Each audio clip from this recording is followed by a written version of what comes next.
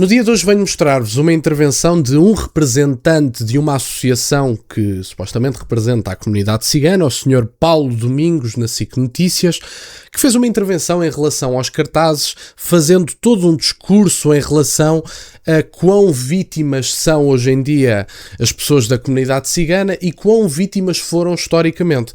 E eu acho que o Sr. Paulo Domingos, o excelentíssimo Sr. Paulo Domingos, coloca-se na situação mais fácil, que é fazer-se de vítima, exatamente como fizeram, por exemplo, alguns senhores responsáveis pela exposição na Gulbenkian, dois ou três senhores brasileiros, que diziam que os portugueses de hoje são os responsáveis pela atual situação do país. E, portanto, isso é o mais fácil.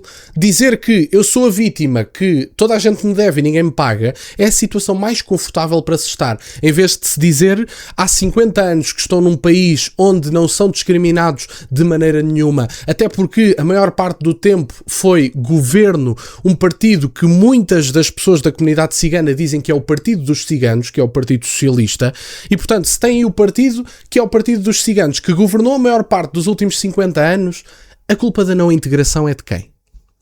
Vamos ouvir a intervenção deste senhor e fazer uns comentários. Eu, na vossa peça, na introdução da vossa peça, eu ouvia dizer o André Ventura que o povo cigano não deveria ter esta vitória. Claro que não. No entender dele, nós deveríamos era ter uma cerca sanitária. Nós já percebemos disto. Agora, o que o povo português tem que entender é que o povo cigano em Portugal vive um flagelo desde 1745, onde Dom João V decretou que fossem retiradas as crianças dos 6 aos 12 anos aos seus familiares e entregues em instituições para que se perdessem o contacto com a sua cultura, com a sua língua, com o seu trajar e com o seu modo de viver. Acontece que hoje em dia, ou seja, ainda indo um pouco mais longe, entre 1939 Eu gostava que falássemos de hoje e da realidade de hoje e não tanto do passado, porque o passado obviamente é relevante, mas gostava que falássemos da realidade de hoje, até porque há críticas em relação à comunidade cigana, de que há muitas pessoas na comunidade cigana que não cumprem a lei. Diga. Mas há uma coisa que é importante, é que nós discutimos a comunidade cigana, as leis da comunidade cigana, a comunidade cigana, e é que por aquilo que eu tenho vindo nas reuniões a ter com as instituições, ninguém sabe o que é a tradição e a cultura da comunidade cigana. Então aproveito esta oportunidade para dizer que Salazar continuou com a lei de 1745, desde 1939 a 1960, retirando as crianças aos pais, e nós, ao vermos esta mensagem neste cartaz, todo o povo cigano sentiu que este peso voltou a cair sobre nós. Mas não havia, porque não existe uma coragem política como teve esta juíza. Mas esta juíza fez aquilo que é de direito. Agora, os políticos não gostam, mas têm que aceitar. E podem, neste caso, recorrer. E isso leva-me a outra questão. Deixa-me só voltar agora. Bom, meus caros, esta foi a intervenção do Sr. Paulo Domingos.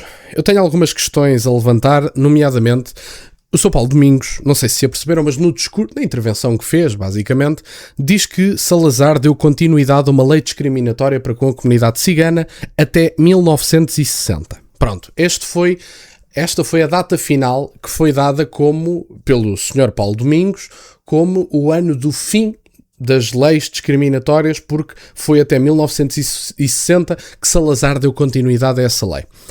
Então, desde 1960 não se passaram já 65 anos? Para o ano 66? É que se passaram 66 anos e já não há leis discriminatórias desde 1960, segundo diz o senhor excelentíssimo Paulo Domingos, então se calhar está na altura de assumir responsabilidade sobre a falta de integração. Vou dar um exemplo muito prático. Isto são dados, não são características, não são avaliações de caráter que eu estou a fazer, são dados. Vamos aos dados. Em 2019, o Polígrafo dava nota de que, isso está público, não sou eu que o digo, 0,5 da população residente, 0,5 da população residente, que é a população da comunidade cigana residente em Portugal, representa 3,8 dos RSIs em Portugal. Há pessoas que dizem, bom, mas 3,8 não é significativo.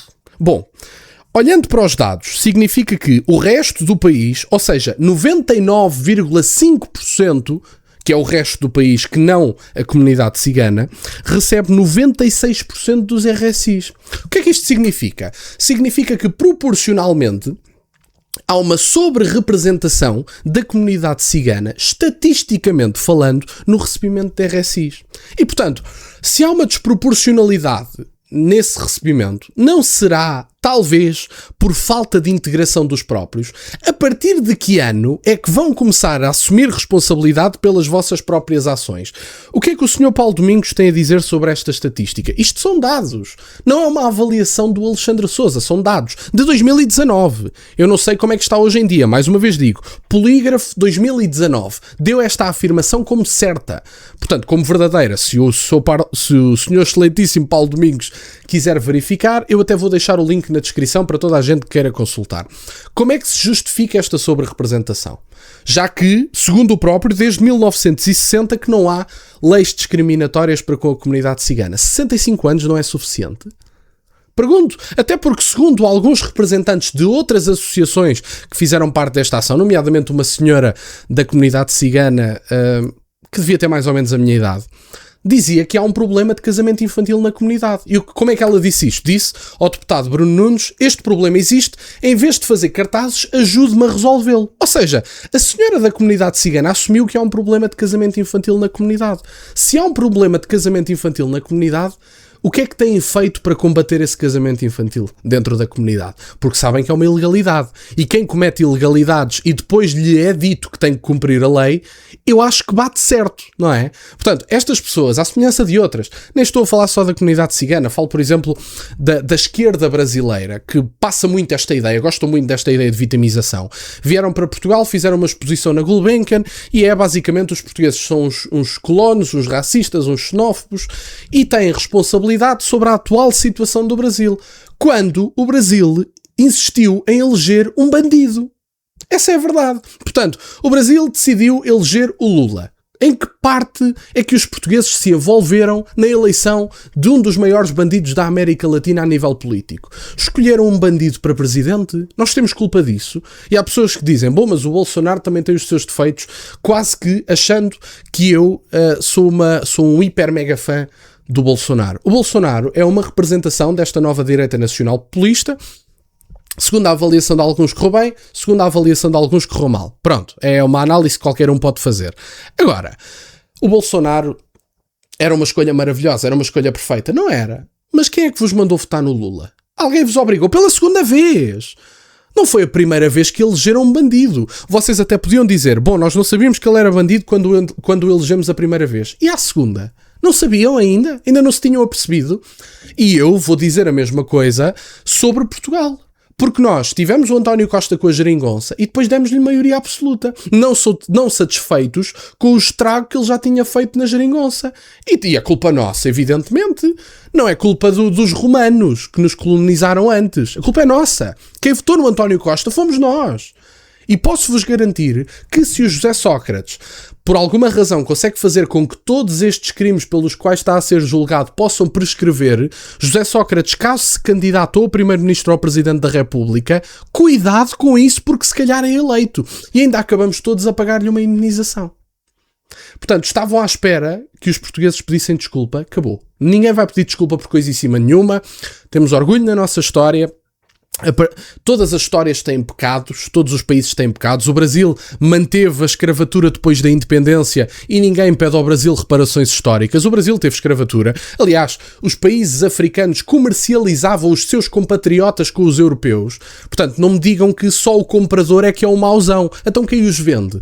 Quem os escravizou em primeiro lugar e os vendeu aos europeus? A culpa é de quem? E a quantidade de cartas que alguns líderes de tribos africanas enviaram aos europeus para que não se acabasse com a escravatura por causa da rentabilidade que a própria dava. Sobre isto não se fala. Os europeus são os mauzões, o homem branco tem que pedir desculpa e eventualmente morrer, segundo o Mamadou Ba, obviamente que metaforicamente, como ele diz, claro, é como bosta da bófia, também é uma metáfora, sabe Deus para quê, e portanto acabou. O tempo em que se pedia desculpa e em que tínhamos medo de apontar padrões claros que estão presentes nos dados, acabou. Não pedimos desculpa, temos orgulho na nossa história E era isto que eu tinha para partilhar no dia de hoje. Fico-vos muito grato que estejam desse lado.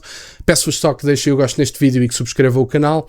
Tem as minhas redes sociais, o MBA na descrição, para o caso de quererem fazer alguma doação. E nunca se esqueçam, meus caros, questionem tudo. Até à próxima.